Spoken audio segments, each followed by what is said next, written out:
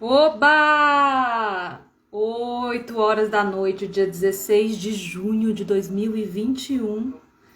Começando mais uma Carna Live aqui no canal da Carnavalesca, a sua rede de notícias, memórias e informações do carnaval. Oi, Jamila! Oi, Gabi! Gabi Tunis na área! Jamils também, que legal, pessoal! Bora entrando! Uhul! Tudo bem aí com o áudio? Tá me escutando? Todo mundo?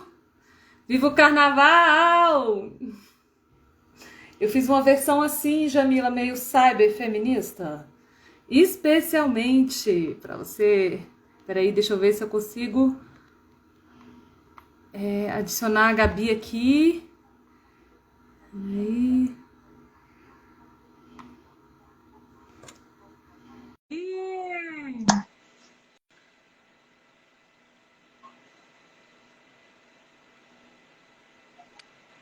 Salve, salve! Ih,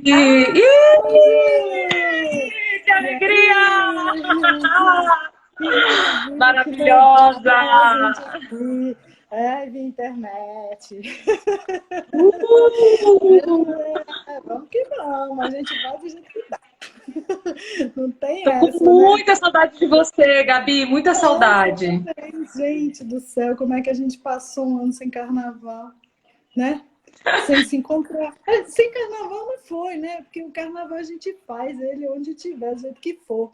Mas, assim, falta o encontro, né? Essa conjuntura específica da pandemia, ela limitou muita coisa, né? E o carnaval também ficou bastante limitado nessas possibilidades do encontro físico.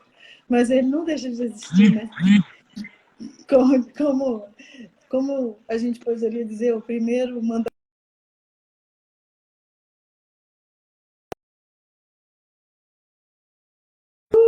Cadê você? Ah! Ó, você está certíssima, né? A gente está tendo que enfrentar, né, um inimigo Fernanda Passini! Olha ela! gigante.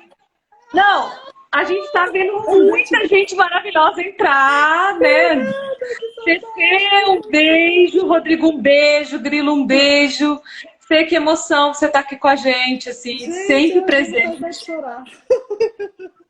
De É tanta muita coisa. emoção. É um encontro que a gente esperou muito, né? Aliás, assim. Nossa.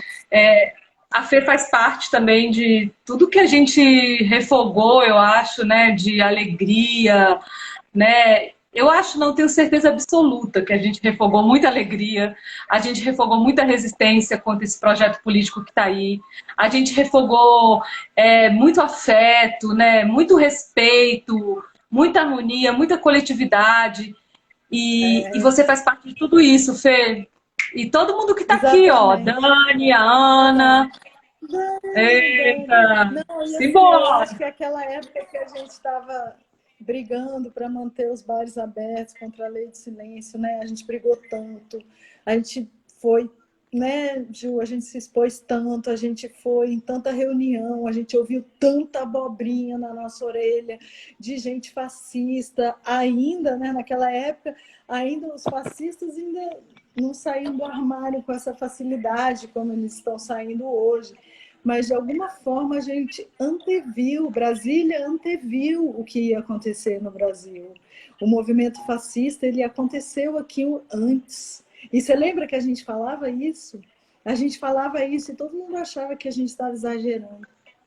Nossa, E meninas as são pessoas loucas. brigavam com a gente porque a gente usava o termo fascismo. Eu Fascista, me lembro que eu fui para São Paulo na época desse enfrentamento, né, com relação ao fascismo, pelo qual a lei do silêncio, né, foi o mecanismo, né, assim, e aí a gente nomeava, né, Gabi, porque a gente acha importante dar nome, né? E aí eu lembro de exatamente. sentar com um colega e o colega falar assim: olha, você está usando muito o termo fascismo. Você tem que ler um texto que é a menina que usava muito o termo fascismo. E aí Nossa. eu falei: olha, você não está entendendo o que está vindo aí, cara. Você não está entendendo o que a gente vai viver. Eu estou vivendo lá em Brasília e é muito sério o que a gente está, né, assistindo. E é sério por quê? Porque é autoritário, né? Porque não utiliza da inteligência, né? A Fê tá aqui falando que lembra muito bem, né, Fê? Então, tinha essa... Oi, Gus, oi, Paik, oi, Andréa, olá, pessoal que tá chegando aí. Então, Ai, gente, assim, a gente... Muito legal isso aqui na verdade era para ser um bloco, né? Ou pelo menos uma mesa de bar com a Gabi, com todo mundo que tá aí tocando pra gente. Eu, com a maior satisfação em servir a cerveja, como sempre, e organizar o furdunço. Mas, já que estamos aqui, né, em 2021, na virada da década, na virada do século, na virada do milênio, e não podemos, né, porque para além do fascismo a gente tem ainda uma pandemia, então a gente está, né, se ressignificando aqui, mas sem perder a consciência do que a gente está enfrentando. Então a gente está falando um pouco sobre isso, pessoal.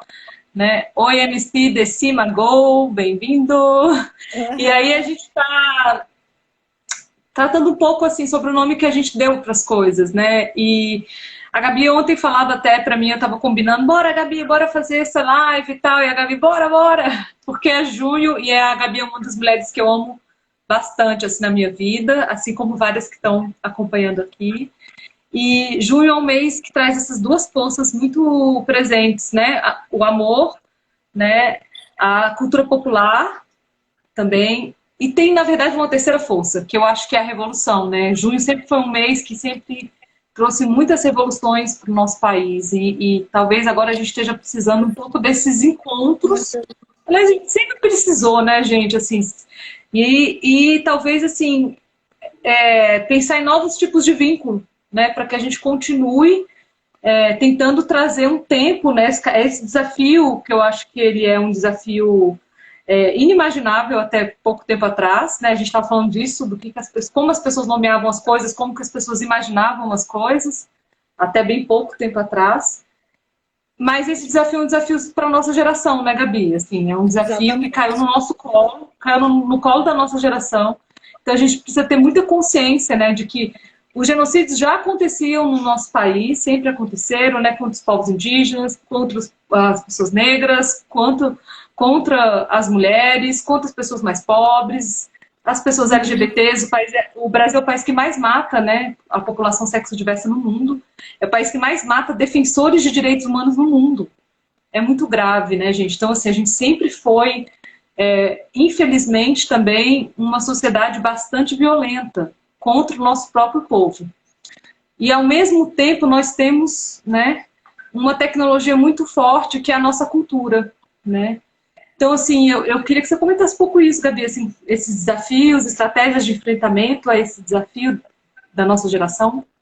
Eu acho que, como eu estava falando, né, que Brasília ele é um balão de ensaio. Brasília está sempre na vanguarda do fascismo, é uma cidade que ela é muito propícia, tem uma população que é bastante, que adere muito facilmente aos valores fascistas, e a gente já vinha percebendo que isso estava crescendo aqui em Brasília. A gente fez um movimento bastante grande, tentando mudar a lei do silêncio, e nós não conseguimos. A gente tentou, a gente fez, ficou anos fazendo isso, foram bares fechados, foram espaços culturais assim que existiam há décadas, que foram sumariamente fechados, a cultura se empobreceu, a música perdeu espaço aqui de uma forma absurda, os músicos perderam renda, perderam possibilidade de trabalho, e ninguém estava nem aí para isso.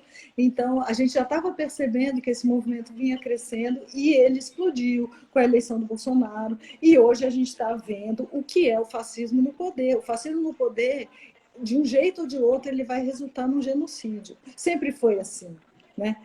Toda vez que o fascismo chegou ao poder, ele resulta numa matança. Então, de algum jeito, essa matança ia acontecer. No caso, o fascismo do Bolsonaro se aliou ao coronavírus, que para ele foi muito até fácil, assim, porque ele, com o vírus, ele consegue matar sem fazer força.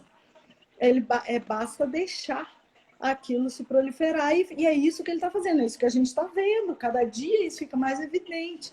Então, a gente precisa entender que esse ideário fascista, ele nunca acaba. Ele sempre vai existir. Sempre irão existir pessoas que estão prontas a aderir a ele quando ele se coloca numa posição de poder.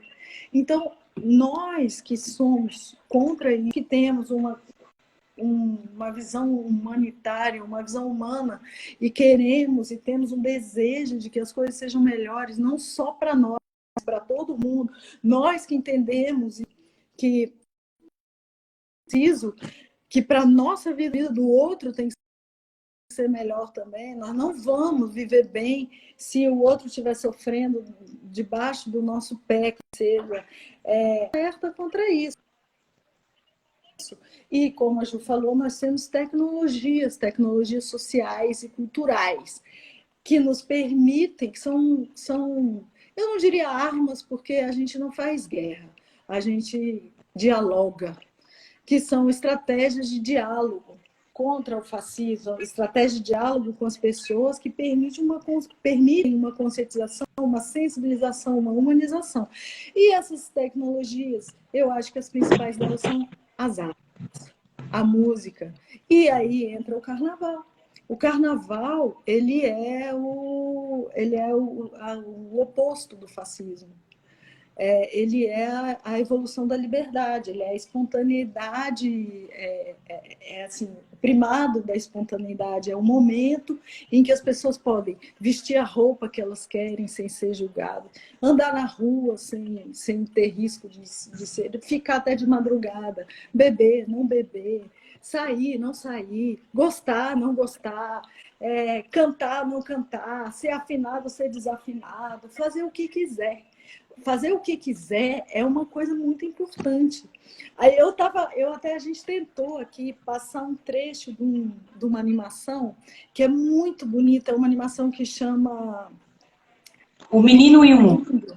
É uma animação brasileira, é um desenho incrível, ele não tem diálogo, ele não tem palavra, ele só tem imagem e música. E ele conta uma história de uma vida de uma pessoa, é uma história linda, é muito emocionante. Quando termina aquilo, você está comovido com aquelas imagens, com aquela história, com toda a crítica que esse desenho faz à nossa sociedade. E ele tem um momento em que ele mostra uma luta entre o fascismo e o carnaval. É exatamente isso, é o fascismo contra o carnaval. O carnaval é representado por um pássaro, e esse pássaro ele se alimenta de a imagem são umas bolinhas que saem de um bloco de carnaval. É um bloco formado por flautinhas assim, pífanos. E aí esse bloco vai soltando bolinhas coloridas, e essas bolinhas se juntam e formam um pássaro lindo, todo colorido e maravilhoso, e ele sai voando. E aí o fascismo, que é representado por uma banda marcial, uma banda militar, toda preta, e ela vem com os instrumentos tudo certinho, assim, tudo, sabe, aquela coisa.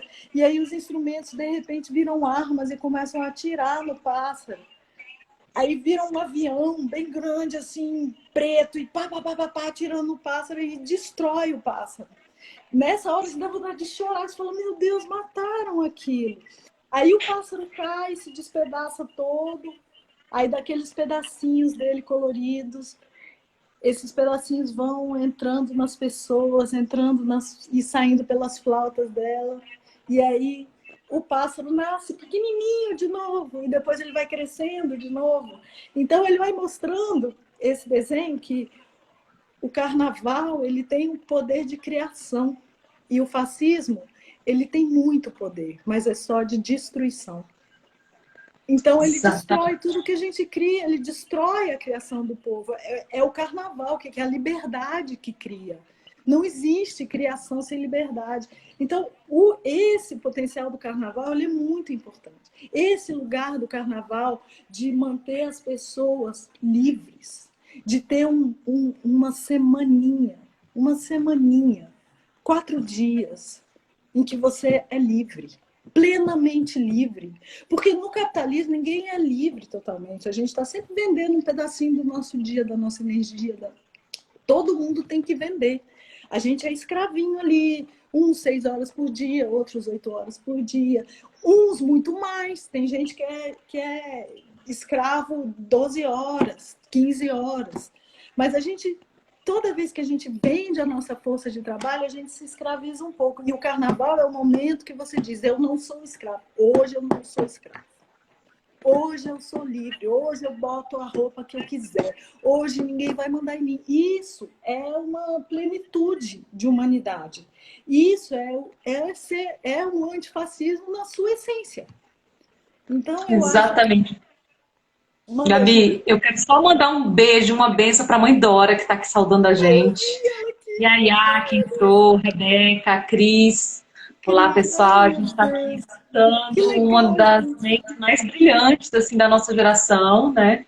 Uma das mulheres mais incríveis que eu conheço. Para mim é sempre uma emoção. A Fê tá até me falando que se arrepiou toda, eu também me arrepiei toda. Mãe Dora, a gente te ama muito, a bênção. Que maravilha o seu axé aqui com a gente. Se E prepara, até mulherada que tá aí, Mãe Dora, Fê, um monte de gente que eu quero entrevistar esse Dudu também. Eduardo. Oi, Ai, meu Deus, Edu, quanto tempo! O Dudu é meu amiguinho parceirão da da canal. faculdade. Gente do céu, a gente nadava, jogava polo aquático. Ele me ajudou tanto. Ele foi uma pessoa que foi incrível na minha vida. Quando eu estava com um filho pequeno, ele me ajudou demais. É uma pessoa linda ele. Obrigada, Edu Dudu. é Nunca te esqueci. Olha, sabe, mas Mãe Dora, olha. muita saudade também. Pois é, gente, a gente está aqui, assim, porque a gente acredita muito que é muito importante a gente ter consciência do que a gente está atravessando, que não é só a gente fingir que não está acontecendo, a gente precisa ter consciência do que está acontecendo e, apesar disso tudo, a gente resistir, né? A gente acreditar, a gente saber de onde a gente vem, para onde a gente vai. E a Gabi está trazendo um tema muito importante que é a liberdade, né? Porque, Exatamente. aliás, ontem eu queria até mandar um abração aí. Foi prazo final para um prêmio muito importante, porque com o sucateamento da cultura, né, Gabi, a gente precisa de várias iniciativas, né, que consigam fazer a cultura fluir, fermentar todo esse potencial criativo que o nosso país, a nossa geração tem. E aí é um prêmio chamado Museu é Mundo. Muito bonito, né? Que a gente está falando de o Menino e o Mundo, e esse prêmio é um Museu é o Mundo. E eu fui ler o edital, cara, o edital era genial. E assim, citava várias referências, né? Eu só queria citar uma referência que é o Raul, que fala faça o que tu queres, pois é tudo da lei. E isso acontece muito no carnaval, né? Que tu estava falando que esse poder da gente fazer o que a gente quiser, isso acontece no carnaval. E tinha nesse edital uma frase da Lina Bobardi, que eu queria até saudar muito, né? Porque é uma arquiteta muito importante, né? Que projetou o MASP, que projetou várias obras incríveis.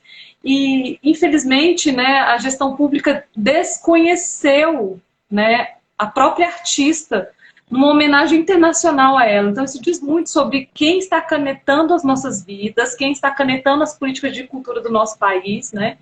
E sobre essa retirada da memória, da importância, de quem foram as pessoas, né, da nossa história. Mas tinha uma frase dela que era incrível, que falava assim: a liberdade só faz sentido se for coletiva. E eu fiquei pensando muito numa entrevista que eu fiz, né, com a Silvia Badim, que é uma incrível companheira também de resistência, que é da saúde coletiva. E a Silvia estava muito, muito, muito com tamanha lucidez assim na entrevista, e ela trazia uma perspectiva de que a gente só vai sair dessa crise coletivamente, né? A gente só vai sair dessa crise coletivamente, a gente não vai sair dessa crise, então eu ponho máscara, você não põe, eu vacino, você não vacina. E, de certa forma, é essa mensagem que as pessoas estão passando, né? Não é uma mensagem coesa, as pessoas que eu digo, os gestores públicos, né? As pessoas responsáveis pelas políticas sanitárias, as políticas de cultura. Então, a gente não tem uma informação coesa, né, sendo direcionada para a população, né? O próprio Fica em Casa foi uma campanha que as pessoas fizeram pela internet, né? Começou assim, demorou muito para ter alguma publicidade para que as pessoas usassem máscara nas ruas. E eu acredito muito que o carnaval, Gabi, é de certa forma um canal e uma mensagem coletiva, né? Então nós esse ano nós insistimos em fazer o carnaval, que era justamente para que a gente pudesse fazer duas coisas: passar uma mensagem para a população de ficar em casa, de se vacinar, de cuidar né, das pessoas próximas, das suas comunidades. E a segunda era para que as pessoas ficassem em casa com uma programação minimamente humanizada. E não somente vendo tristeza, né? Essas pessoas horríveis, tanta violência que tem acontecido, e principalmente que as pessoas fazem questão de promover e promover mais violência, mais tristeza.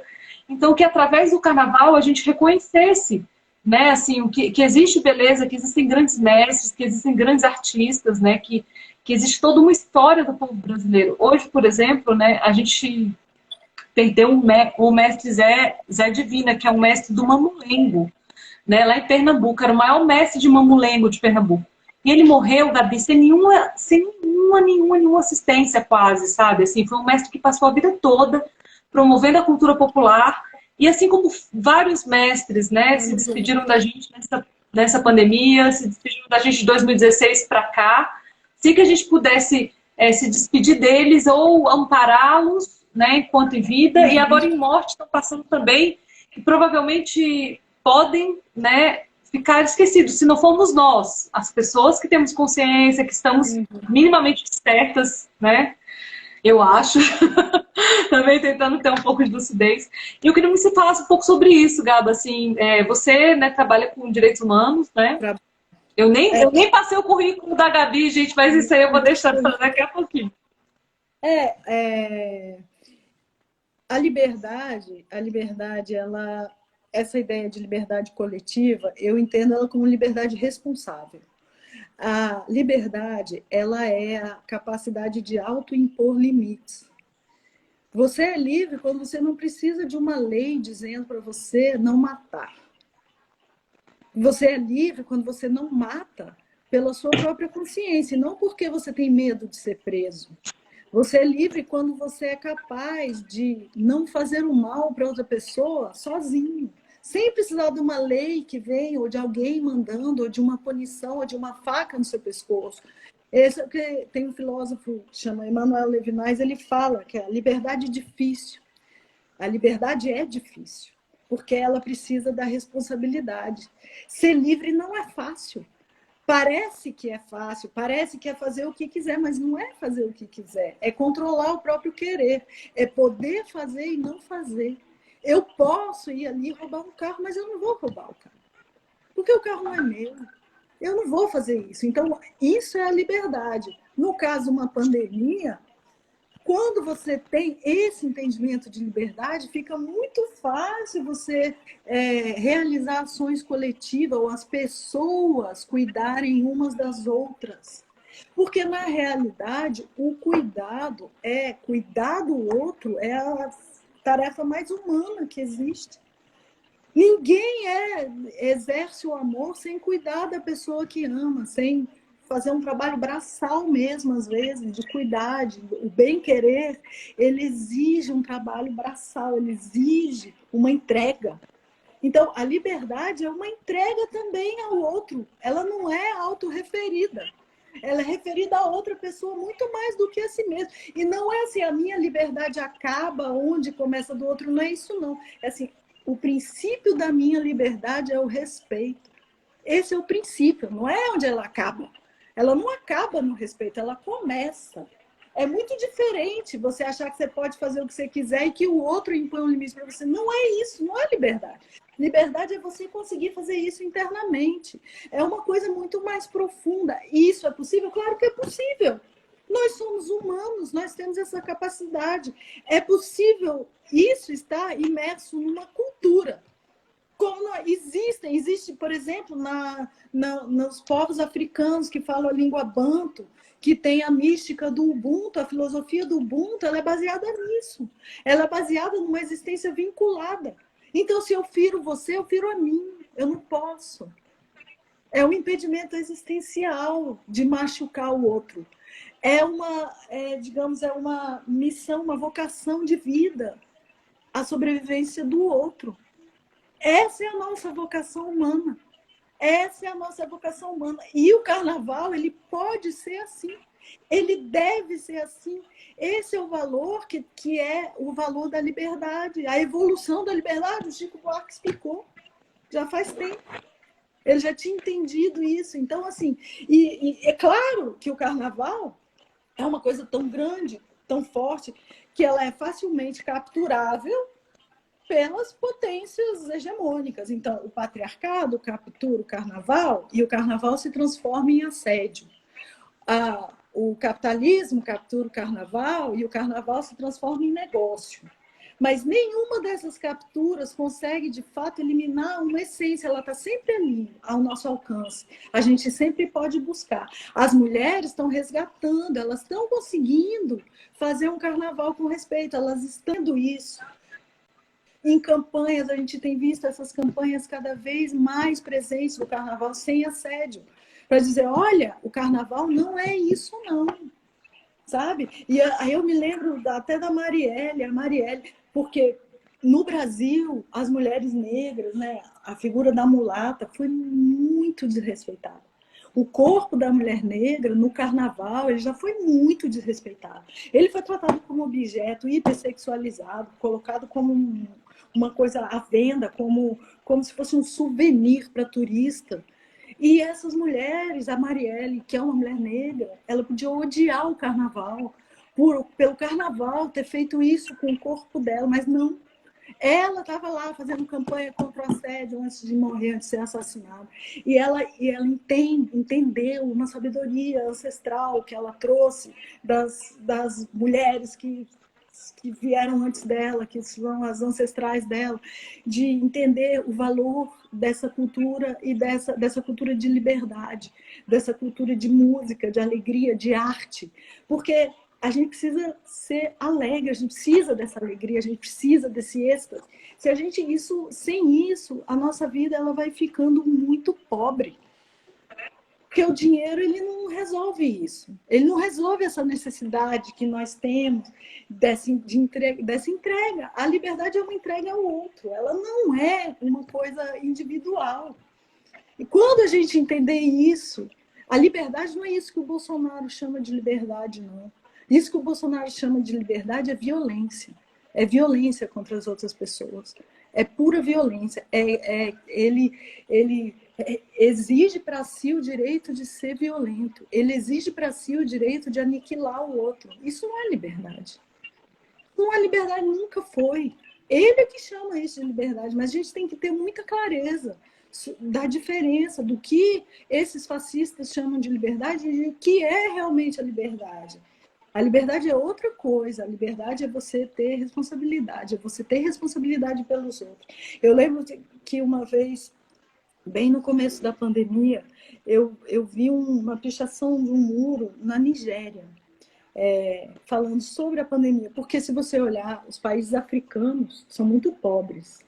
Muito pobres. Eles estão sem vacina. Menos de 1% da população de vários países africanos foi vacinado. E eles não têm. Então, tem uma taxa de mortalidade muito menor que a do Brasil. Porque aí essa pichação no muro dizia assim, take your responsibility, stay at home. Então, é a responsabilidade. Do que aquele muro estava falando? De liberdade. Na verdade, ele estava falando isso. Estava falando de liberdade. Da liberdade que é a real liberdade. Então, a gente só vai sair dessa crise quando a gente conseguir entender isso. Na verdade, a gente vai ter que sair antes. E, para isso, a gente vai ter que, de alguma forma, retirar o fascismo do poder, né? Porque o fascismo, ele fica feliz com a morte, né?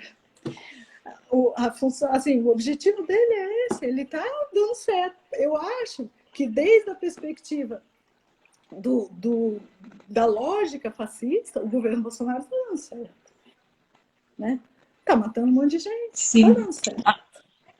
Muito forte te ouvir, Gabi. Vários elementos, né, acho que você trouxe pra gente, assim, uma das coisas que me chamou muita atenção, né, é de como também tem isso, assim, os países, muitas vezes, né, que foram explorados, que já estão resistindo há tantos séculos, né, ao imperialismo, né, a toda essa força, eles conseguiram, de certa forma, criar umas estratégias para que a mortandade durante a pandemia, né, fosse menor.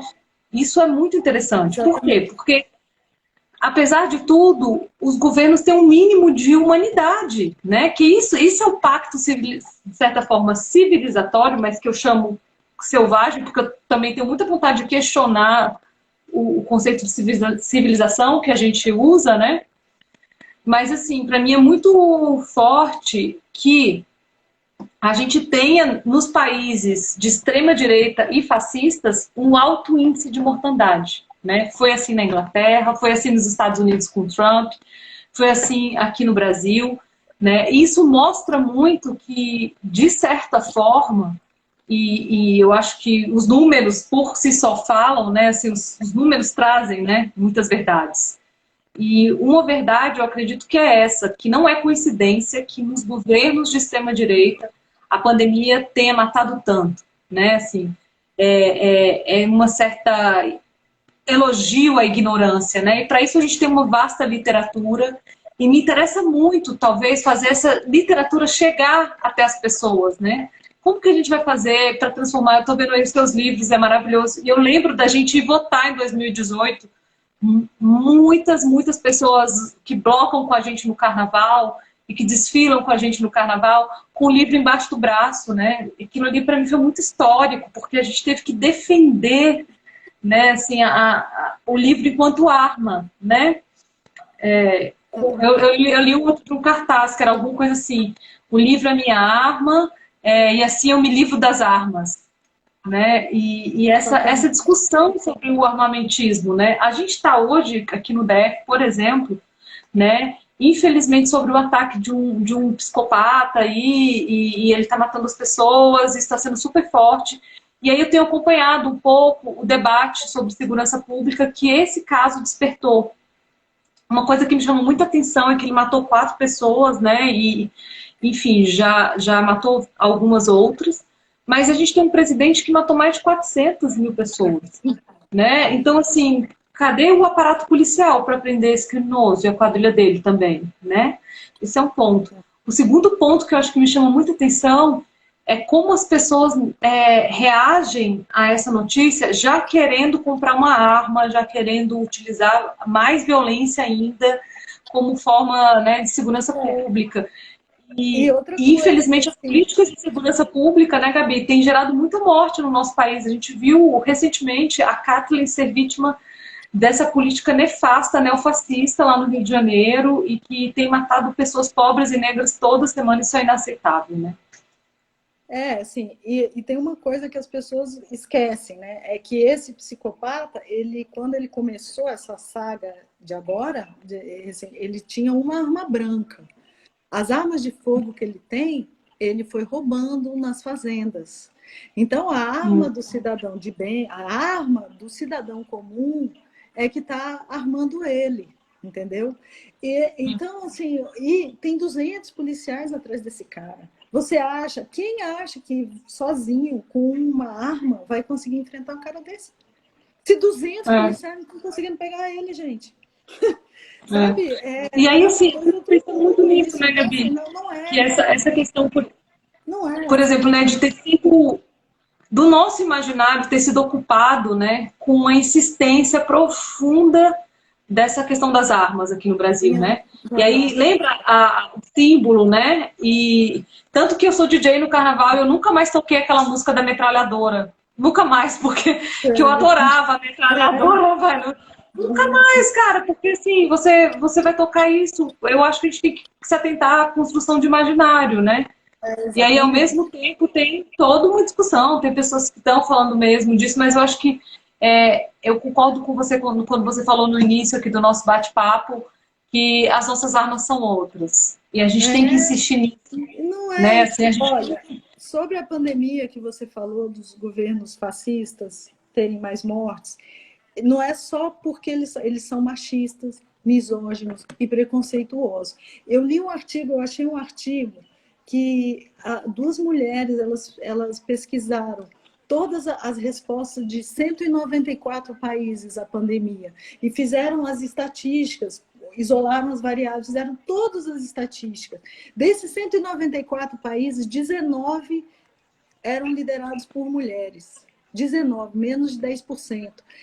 elas acharam que que é estatisticamente significativo que os países liderados por mulheres tiveram menos mortes e menos disseminação do vírus. Então, a gente viu o caso da Nova Zelândia, a resposta da Nova Zelândia foi imediata e certa. Então, as mulheres, elas têm, quando elas estão no poder, no caso de uma crise sanitária, elas têm uma capacidade de entender melhor o que é para ser feito e fazer aquilo com energia, apesar das críticas, porque elas receberam muitas críticas, essas mulheres, porque elas fizeram lockdown no começo. E aí, quando você vai ver, mas por quê? O que será isso? Aí você vai ver, 80% da força de trabalho da linha de frente são mulheres. 80% no mundo das profissionais de saúde são mulheres. Os médicos são a maioria homens, mas as enfermeiras e auxiliares de enfermagem, que é quem cuida, são mulheres. Então, quem cuida das pessoas são as mulheres. As mulheres sabem o que tem que fazer. Tem o Bolsonaro, os líderes fascistas, os machos, com as suas armas e seus falos, nunca, quiçá, nunca cuidaram de uma criança com febre. Eles vão saber o que precisa fazer para cuidar de um entubado, de alguém que está morrendo com tosse? Não vão. As mulheres sabem. Então, eu acho que o feminismo ele é necessário até para isso. Não é só para reparar uma injustiça, não. É porque o feminismo ele tem o potencial de criar um mundo mais humano, nesse sentido, porque as mulheres cuidam das outras pessoas. E o feminismo também tem a missão de mostrar para os homens que eles estão perdendo uma coisa muito importante, eles estão perdendo uma parte da humanidade deles quando eles não fazem esse trabalho, sabe? Os homens, eles não estão bem. Não é porque eles estão matando, assassinando, chacinando e espancando as mulheres que eles estão bem, eles não estão bem. Os homens precisam de amor, como todo mundo precisa de amor, eles precisam de amor. E o amor é uma entrega. O amor, ele é um milagre. Você mais tem quanto mais você dá. Quem só recebe fica sem. Então os homens acham que amor é as mulheres dando amor para ele, cuidando deles, mas eles só vão entender isso quando eles forem lá e fizerem esse trabalho. Então é importante aos homens fazer esse trabalho de cuidar, para que eles entendam o que é essa responsabilidade, que isso está faltando para esses homens que estão tomando as decisões sobre a pandemia. Eles estão decidindo sobre coisas que as mulheres estão fazendo e não estão ouvindo as mulheres. E aí está dando ruim, está dando errado, isso não vai dar certo, não está dando certo. Então eu acho que nós temos que ter essa consciência e desse papel do feminismo, que é muito maior do que fazer reparação histórica. É construir um mundo amoroso. É muito maior, é muito maior. É também porque eu acho que é impossível, né, Gabi, a gente não coligar também as coisas, né? O patriarcado com essa sociedade violenta que a gente vive, com a sociedade capitalista, né? A gente sabe que isso é cientificamente comprovado, né? E eu acredito até que, inclusive, o que a gente está vivendo já é o capitalismo e o patriarcado unido, eu espero. Né? Assim, porque não tem mais como. O planeta Terra já está dando respostas, as pessoas estão dando respostas. E aí a gente vê novas formas de organização surgindo também, né? As pessoas organizando comunidades. Inclusive, duas coisas. Primeiro, eu quero dar uma lida aqui nos comentários, está muito legal. Ó, o Maurício Lavenet falou que a equipe de enfermagem trabalha 100 vezes mais do que a equipe médica. Exatamente. Concordamos, né? Muita gente trabalhando. Tem também esse tema das mulheres. A Cláudia falou: as mulheres sabem, as mulheres sentem. Concordo também com a Cláudia que tem um poder a mais aí na mulherada de ser mais aberta, né, à intuição, às ordens que são aí justamente da subjetividade, dos imaginários, das emoções. E a gente está caminhando, eu acho, enquanto humanidade, para dar valor, né, cada vez mais para isso. E tem uma coisa que eu queria falar, que também, assim, entre a gente, que tem um coletivo muito especial dentro dessas novas organizações que estão surgindo, novos grupos, que é a coletiva SUS, que é em defesa do SUS. Também entrevistei as meninas, a Karine e a Lídia. A Lídia é uma pessoa assim, cara, abriu meu coração de esperança, Gabi. Ela tem uns 23 anos, assim, menina super nova, cara. E ela sabia tudo, assim, ela ia citando todas as conferências de saúde, ela ia citando, sabe, os artigos do SUS. E o SUS, ele surgiu junto, né, com a Constituição de 88. Isso é muito, muito significativo, né, que a gente esteja vendo esse ataque acontecer. E um outro dado que eu acho muito forte, que eu li outro dia, é essas empresas de saúde se tornando bilionárias, né? A gente vê, assim, o PIB do país cresceu. Cresceu para quem, gente? Está todo mundo na miséria, todo mundo desesperado. Cresce para as mesmas pessoas, né? E aí agora tem os planos de saúde nesses 10 tops ricos do Brasil, e isso é gritante. Uma das coisas que ela falava era exatamente isso, de como a política de enfrentamento à Covid aqui no nosso país, que era para ser de assistência primária, que era para ser as enfermeiras indo na casa das pessoas. Hoje eu vi um post da Jandira, um beijão para Jandira Queiroz, nossa grande companheira, lá em Olhos d'Água, que é uma cidade pequena aqui perto de Brasília, para quem é de fora que está nos assistindo. E aí é uma enfermeira que ela vai de casa em casa avisando, olha, amanhã você vai vacinar. E o fulano tem que tomar a segunda dose, sabe? Ela vai chamando assim as pessoas, ela vai avisando que isso é saúde, né? Na verdade, que é também não só você tratar quando a pessoa já está doente, é você prevenir, é você saber quem são as pessoas, né? E isso é muito forte principalmente com os povos indígenas, que eu também queria mandar um grande abraço, que estão aqui em Brasília, acampados em resistência. Quem puder apoiar, a gente está sendo muito, muito, muito importante essa resistência indígena pelo território, porque para os povos indígenas a terra é vida, é saúde. Então, esse ataque que está tendo à demarcação das terras indígenas, né, os ataques de garimpeiros, né, a gente está, infelizmente, assim, assistindo também essa política de meio ambiente que é devastadora para os nossos tesouros. Então, todo mundo que puder e que quiser apoiar a luta indígena que está sendo construída esse mês aqui em Brasília, como eu disse, junho, na luta e na resistência mais uma vez, vale muito a pena colar lá.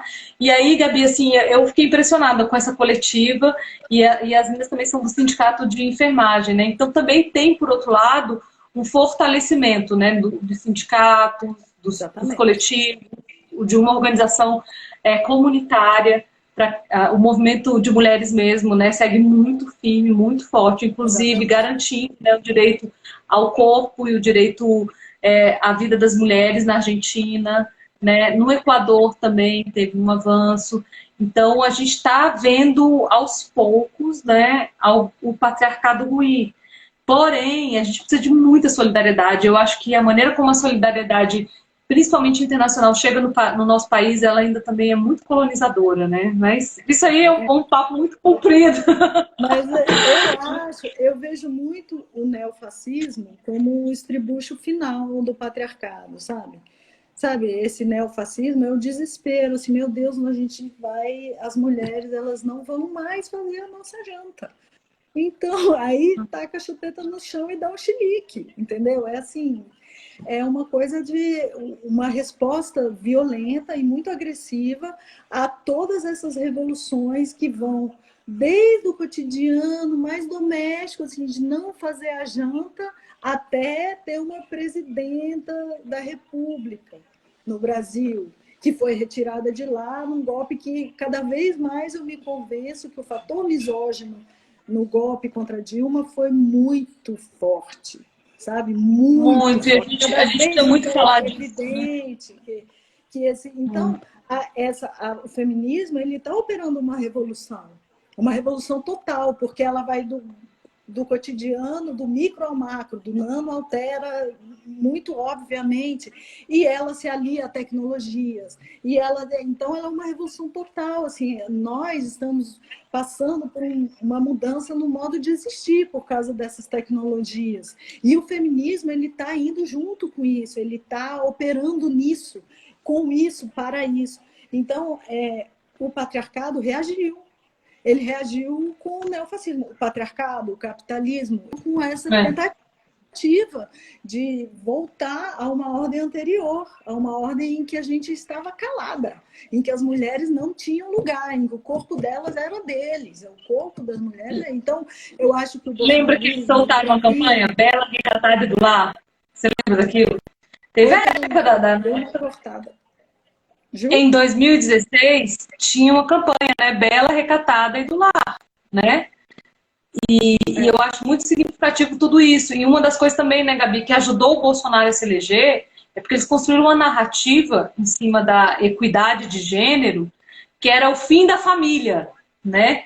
Ah, vai ter o fim da exatamente. família, as famílias. E isso é completamente fora da lógica, né? Assim, porque, na É, verdade, o que a gente tem, isso não é família, né? Isso é abuso de poder, isso é violação, exatamente. né? E aquele livro da Silvia Federici, ele é muito importante para isso, né? É a bruxa e o... Esqueci agora, mas ele é um livro muito bom, cara, que eu fiquei impressionada, porque ela faz uma releitura do Marx, né, a partir do trabalho das mulheres. Por exemplo, uma das coisas que estão dizendo muito, durante a pandemia, a economia, né, parou e tudo. Mas é porque o trabalho doméstico nunca foi remunerado, né, assim, Exatamente. o cuidado com os filhos nunca foi remunerado, né. Talibã e a bruxa, Exatamente. do livro. É, Então, assim, vale porque muito a assim, pena a gente ler. o trabalho de cuidar é esse que eu estou falando, né? Que é central. E que foi colocado pelo patriarcado como uma coisa acessória. Então, assistência social, ela não é considerada central entre as pautas de um país. O que é considerado É, central é a economia, a guerra, a conquista espacial. Sendo que a as armas, né? Pois é, a guerra, conquista espacial, sendo que o que a gente precisa? A gente precisa é de gente que cuide das crianças, dos velhos, dos doentes. A gente precisa de tecnologia de cuidado. É disso, a gente precisa de sistema de saúde bom, a gente precisa de assistência social que funcione. Esses são os assuntos centrais. E essa também é uma tarefa do feminismo, trazer a centralidade o que é central. Sabe? Talvez a economia não seja tão central assim. Nós temos que É, inverter essa lógica, nós temos que trazer a humanidade para o centro. E assim, o que você estava falando de os países que tiveram poucas mortes, eles simplesmente não colocam na mesma balança os dólares e a vida. Não é. colocam na mesma balança. Aqui no Brasil, está se colocando dólar e vida na mesma balança. Está se dando Não, preço para a vida. e Sim. ainda com o dólar Esse, mais bem valorizado, hein, Gabi? Eu acho que eles valorizam, né? Porque, assim, é muito sério o que a gente está vivendo. Por exemplo, o próprio é direito muito à sério. moradia, né? A gente assistiu as famílias serem desalojadas, né? Na capital federal, isso é muito simbólico, né? Aquilo foi muito triste de assistir. Fora a gente tendo que falar fique em Exatamente. casa, sabendo que muitas pessoas não têm casa, né? Ou sabendo Exatamente. que as Muito pessoas vão duro ser isso. violadas dentro de casa. Então, aqui, para nós no Brasil, foi muito desafiador, né? É. Enfrentar a pandemia com tudo isso, com o governo querendo que a pandemia matasse, com toda essa violação que a gente já Isolando, sabe que a gente já tem dos nossos direitos, né? E jogando apesar as disso pessoas. tudo, a gente está aqui. Eu queria, Gabi, agora mandar um beijão para as pessoas da Aruc, porque eu acho que a Aruc ela é muito ilustrativa, por exemplo, de tudo que a gente está falando. Ela é uma comunidade, ela é um território. Ela abriu esse território durante a pandemia para fazer arrecadação de mantimentos, né? E a Aruc Uhum. simplesmente está sendo vítima agora desse mecanismo fascista da lei do silêncio. E aí, semana passada, com a vacinação, né, e, enfim, as pessoas respeitando o distanciamento, a bateria fez o seu primeiro ensaio, depois de muito tempo. Uhum. E aí, cara, você vê lá toda aquela comunidade super diversa e linda, mascarada, todo mundo separadinho. Mas eu fiquei assim, falando, mas não é Naruc, né, um ensaio. Aí eu vou ver, Centro Operário do Cruzeiro. Ou seja, a Aruc não pôde ensaiar na própria sede, cara, que é patrimônio, sabe? Porque tá fazendo barulho. Então, assim, como uma pessoa consegue, né, desmoronar ou destruir todo um legado com tamanha facilidade, É né? muito fácil. Baseado em uma lei, é que nem essa história de guerras drogas, matar as pessoas não está funcionando na guerra às drogas, né? Essa história de lei do silêncio não está desilenciando a cidade. Aqui em casa, né, tem um bar que, cara, o bar toca ser aquele pior do sertanejo na maior altura. E aí, o que adiantou fechar os barzinhos maneiros que tocavam música boa? Já tá voltando pior, né? Então, assim, não é o tipo de política que ela não é, né, efetiva. E eu acho E que a ela é gente uma vai ter política que se reinventar a hipócrita. política.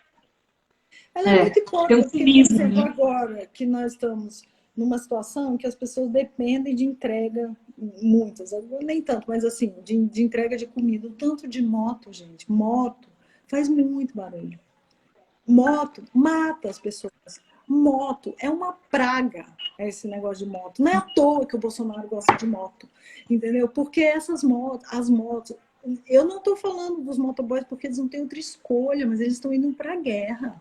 Eles estão indo para uma atividade que a mortalidade é maior que a da guerra do Vietnã, porque eles não têm como sobreviver. Mas isso daí é um absurdo, essa quantidade de moto, a forma como essas motos andam na cidade, o barulho que elas fazem. E assim, a falta de proteção, tanto no trânsito quanto do trabalho, desse pessoal, dos entregadores, iFood. Então, assim, a lei do silêncio tá nem aí para isso. Entendeu? Qualquer lugar que você for dessa cidade, se você vai ouvir barulho de moto, em qualquer cidade, qual o barulho que você vai ouvir? Moto. É sempre, você abre a janela que você vai ouvir o barulho de uma moto. Então, assim, aí Sim. vem dizer que é a bateria da escola de samba que está fazendo poluição sonora. Vem dizer que é o bar que toca chorinho no final da tarde que está fazendo poluição sonora, gente. É muita cara de pau, entendeu? É muita falta de. E eu estava até conversando outro dia com o pessoal lá do meu trabalho, que é muito comum usar argumento ambiental para fazer higienização. Essas desocupações que você falou também, qual é o argumento que eles usam? É a área de proteção ambiental. É Entendeu? forte Eles isso, né? usam argumento ambiental para fazer crueldade com as pessoas, para fazer injustiça. Então colocam essa. Isso não é só em relação à poluição sonora, não. Em relação a outras coisas também, o argumento ambiental é usado para o Estado cometer violação de direitos, entendeu? Com base em argumento ambiental. E isso daí a gente precisa pensar muito bem como que nós vamos, porque é óbvio que nós não queremos destruir meio ambiente, coisa nenhuma. Agora, o que uma ocupação com 28 casas está destruindo de meio ambiente? Perto de uma latifúndio de soja transgênica. Entendeu? Por que vão retirar os moradores que não têm para onde ir, assim? E o latifúndio de soja transgênica está lá com seu licenciamento ambiental todo em dia, sabe? Poluindo, jogando veneno no solo, destruindo, assim, biodiversidade que nem foi conhecida ainda, sabe? Que nem foi catalogada ainda, a soja e o pasto já destruiu. E os órgãos ambientais, eles vão aonde? Retirar uma invasão de 28 pessoas, de 28 casas, que no meio de uma pandemia, dentro de uma área urbana, que é cheia de carro, passando para lá e para cá, vem dizer que aquela área tem importância ambiental e retirar de lá pessoas que não têm para onde ir e que estão sem renda, que estão em extrema vulnerabilidade. Não tem lógica isso. Isso é uma lógica desumana. É inumanidade isso. E eu estou cansada já de ver argumento ambiental. Estamos defendendo isso aqui, é uma área de proteção ambiental. Está poluindo isso aqui. Está acabando o quê, gente? Não pode. Nós temos que pensar em refutar esses argumentos, entendeu? Nós precisamos fazer isso. Porque não é assim. O meio ambiente, a proteção ao meio ambiente, ela não pode justificar crueldades. Não pode Sim. justificar violações de direitos humanos. Não pode, de jeito nenhum, de jeito nenhum. Então, isso não é a primeira vez, nem vai ser a última, né? A gente vive aqui no plano piloto, que é um lugar que cada metro quadrado é vigiado, cada metro quadrado é observado, cobiçado. Então, as forças de gentrificação e higienização operam muito aqui. E elas vão sempre lançar mão desse tipo de hipocrisia para retirar as pessoas da rua, para retirar os indesejáveis, para fazer a sua limpeza. E o carnaval também é vítima disso, né, Ju? Sim, Porque muito. o carnaval é esse lugar de liberdade, né? É um lugar onde as pessoas exercem essa liberdade, onde as pessoas são o que elas querem ser. E aí a lei do síndico, do subsíndico, não vale, né? O subsíndico ele se sente sem poder diante do carnaval. Então o que ele vai fazer? Ele vai tentar acabar com o carnaval, como a gente já viu 1000 vezes acontecer aqui em Brasília. 1000 vezes acontecer aqui em Brasília. Então o carnaval também tem essa função. Ele tem a função de fazer frente a essas forças higienistas. Ele é uma afirmação de que aquele espaço urbano é um espaço das pessoas. E mesmo nessa cidade planejada, que além do argumento ambiental tem o argumento do tombamento, que inclusive o próprio Lúcio Costa estivesse vivo, eu duvido que ele defenderia as coisas que defendem em nome dele, sabe? Duvido que ele defenderia o que se defende em nome do Lúcio Costa, duvido. Sim. Aqui ainda usam esse argumento que a área tombada não pode isso, não pode aquilo, não pode gente na rua, não pode... Né? O carnaval ele é o momento das pessoas se levantarem contra isso, tomarem conta dessas ruas que são só dos carros, né? Da gente botar o nosso pé ali debaixo da tesourinha e falar, olha esse chão aqui, a gente pisa nele, sabe? Esse chão para pessoas, né? Ele é o chão que é a nossa raiz. A gente não vai criar raiz num lugar se a gente não botar o pé no chão. Entendeu? A gente precisa botar o pé no chão. A gente precisa sentir que esse lugar é nosso. A gente precisa ir lá e colocar a nossa bandeirinha, o nosso estandarte, falar assim, isso aqui é nosso, esse lugar é nosso. A gente viveu aqui, a gente se apaixonou aqui, a gente sofreu aqui, a gente chorou, a gente tomou chuva, a gente tomou sol, a gente cresceu, fez amigo, fez inimigo, brigou. A nossa vida transcorreu nesse chão e esse chão é nosso. Então, nós precisamos do carnaval para dizer isso, para entender isso, para sentir a força, né, que é pertencer a um lugar. Brasília é carente desse pertencimento, porque é uma cidade nova, e nós precisamos muito desse movimento, por isso que a gente vai com tanta força para o carnaval, porque o carnaval ele é uma força enraizante no território, né? Ele enraiza, ele tem um potencial de enraizar, de dar significado para o espaço, um significado humano para aquele espaço místico, né? Fantástico, né? As nossas fantasias. Então, assim, é fundamental. Eu sempre falo, né, Ju? Eu roubei de você essa frase, que o carnaval é fundamental. Sim, eu disputo muito isso, sabe? Inclusive com as pessoas que fazem carnaval, sabe? Que não é, que o que a gente faz é, na verdade, uma política, é político, eu digo, inclusive, que é revolucionário, que é uma tecnologia, né, que é essencial, e a gente que não consegue olhar para isso ainda, mas a gente vai fazer 100 anos, né, da Semana de Arte Moderna. A Semana de Arte Moderna foi um marco para que o Brasil conseguisse se enxergar, né, Gabi? E eu acho que talvez agora a gente precisa muito olhar para o Brasil, assim, a gente precisa muito olhar para quem nós somos. E isso que você trouxe é muito lindo, quando você fala, olha, vamos ocupar a nossa cidade. A cidade tem que ser para as pessoas, a cidade não pode ser para as motocicletas, a cidade não é do fascismo, né? E exatamente. Toda essa onda conservadora, desumana, ela traz muita gentrificação, né? Que é o quê? Vai tirando as pessoas mais maneiras, as pessoas mais humanizadas, as pessoas que têm menos condição de vida, elas não conseguem ficar mais aqui no centro da cidade, né? Isso é uma forma de colonização também, né? Isso é muito forte. Exatamente. Gabi, eu queria mandar um abração para o Gustavo Lins Ribeiro, que recebeu um prêmio super forte aí da antropologia. Ele é professor da UNB. Para todas as pessoas que estão resistindo, né, na pesquisa, na ciência, né? As universidades estão sendo sucateadas também nesse processo, e eu acho que faz parte a gente se olhar, né? se abraçar e dizer, olha, vamos lutar contra isso também. Então, também, muita resistência, muita luz, muita força para as pessoas que estão nessa trincheira, né? E também lembrar que o samba sempre foi resistência, né? Tem um casal que eu amo muito, que é a Dona Zica, né? E o Cartola, que marcou os amores de carnaval, que marca o amor do nosso país, né? Pelo samba, pela Mangueira, pelas escolas de samba, que surgiram, né? Muitas escolas desse amor.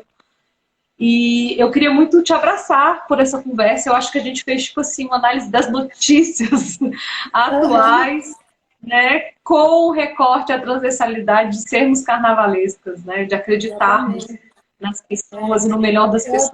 Você até Então, falou manda da um tchau semana. aí, Gabi, porque tá acabando nosso tempo e essas plataformas do Zuckerberg, eles odeiam que as mulheres falem, né, as verdades. Você até falou vou rapidinho aqui, da Semana de Claro. Arte Moderna, ela aconteceu depois da pandemia de gripe espanhola, né? A pandemia de gripe espanhola foi em 1918, 1919. Então, logo depois veio a Semana de Arte Moderna e ela foi uma explosão de autenticidade, de originalidade, de verdade brasileira, né? De afirmação do Brasil como potência cultural, como potência filosófica, né? Como um país que tem capacidade de ser ele mesmo, sabe, de se construir sozinho. Então, eu acho que, terminando a história se repete. A gente vai ter, em algum momento, não sei como, não sei quem, não sei, não vai ser igual, vai ser uma outra coisa, mas esse florescimento cultural que aconteceu na Semana de Arte Moderna, porque a nossa humanidade ela está muito aflorada agora por causa dessa proximidade da gente ter que ficar olhando para a morte. A morte ela é uma parte da vida que a gente nunca quer olhar para ela. Mas quando a gente olha para ela, assim, apesar de ser muito duro, a gente entende a vida melhor. E aí a gente encarar a morte é um jeito de amar a vida também, sabe? Amar mais a vida. E eu acho que quando isso a gente conseguir sair, nós temos que sobreviver. Nós temos que sobreviver, temos que pensar isso, sabe? Tá passando uma tormenta, temos que sobreviver, porque quando isso acabar, nós vamos ter um entendimento de vida, um entendimento sensível da vida muito maior. E nós vamos ser capazes de construir uma coisa incrível. A gente tem que ter isso em mente, assim, vamos olhar para isso, assim, temos que enfrentar esse fascínio, a gente tem que sobreviver, sabe? Bota na cabeça que a gente tem que sobreviver, é duro, é ruim ficar em casa trancado, mas quem puder fica, espera, vai passar. E aí eu acho que nós vamos viver um tempo bonito, nós vamos viver, e vai ser a gente que vai fazer. Então, vamos Maravilha. A gente vai destruir esse fascínio. Então, gente, não esquece, nós temos ódio e ojeriza a ditadura, nós temos nojo da ditadura. Assim já dizia o seu Ulisses, né? Que morou aqui com a gente, que me viu crescer, que, né, caminhava na escolinha que eu estudava. Então, assim, a gente já viveu uma Brasília muito mais diversificada aqui nesse centro, não era esse grau, né, de silenciamento e de desumanidade, de caretice e de lei, sem nenhum afeto. Então, a gente sabe o que a gente tem necessidade, a gente vai preencher as gerações futuras com essas necessidades, nós vamos deixar as nossas pistas, essa live é uma delas, e a gente vai pactuar isso coletivamente. Então, procurem seus blocos, procurem as suas escolas, procurem as suas comunidades, né? Peçam a bênção às suas mais velhas, aos seus mais velhos. Esse é o país de Lélia Gonzalez, esse é o país de Inês da Silveira, esse é o país de Paulo Freire. A gente não vai sucumbir para esse bando de idiota dessa forma. Com esse sorriso lindo da Gabi, né? A gente deixa um abração. Foi incrível te escutar, é maravilhoso sempre. Muito obrigada a todo mundo que esteve aqui com a gente, né? Curtindo aí, participando. Desejo muita alegria. Eu sei que não é o momento, que a gente está sofrendo muito, mas a gente precisa ficar alegre. Sempre que puder, ficar alegre. Não se sintam culpados de ficar alegres, de sentir a vida pulsando, por mais que esteja ruim. Deixa invadir. Lembra de que a gente tem que rir, a gente precisa rir e vai passar. O meu principal mandamento, depois de amar-vos uns aos outros, é ama seu próximo como a ti mesmo, e também a sua vingança é ser feliz. Não esquece disso. É quase vingativo a gente ser feliz. Então, o nosso sorriso é revolucionário, sim. A alegria, ela ela sabota o controle, né? Eles não conseguem ter controle sobre nós se nós estivermos com um sorriso aberto. E aí, lembrando o Paulo Gustavo, que diz que o nosso sorriso está tampado pelas máscaras, mas independente disso, a gente vai passar por esse momento e a gente vai voltar a sorrir e a beijar muito todo mundo juntinho. Então, beijão, Gabi, muito obrigada pela presença. Galera, ó, sexta-feira tem live com os amores de carnaval. Quarta-feira eu tô aqui de novo. A Gabi vai seguir com a gente sempre. Sigam a Gabi nas redes dela, é maravilhoso. Os textos da Gabi são, assim, um banho de luz, um banho de força, de esperança, de uma lucidez enorme essa mulher. Uma imensa satisfação registrar ela nessa noite, com ela sempre. E segue a gente aí no Carnavalesco, eu sou Ju Pagu e a gente volta toda quarta-feira aqui no nosso canal, às 8 da noite. Um beijão, tá cheio de novidades lá no canal da Carnavalesca e a gente vai seguir resistindo. Tamo junto, precisando chama. Beijão. Obrigada, Ju, minha fada da liberdade. Um beijo. Obrigada. Beijo, maravilhosa. Beijo todo mundo, pessoal. Beijos, tchau.